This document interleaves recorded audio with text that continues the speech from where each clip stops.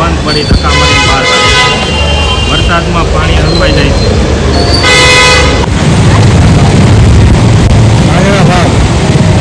આ અમારા આંધળા ફાર્મનો ખૂણો છે.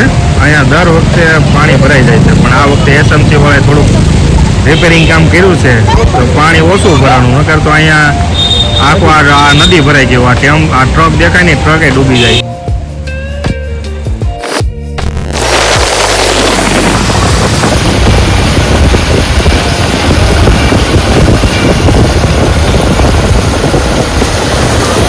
એસએમસીની કામગીરી કરે.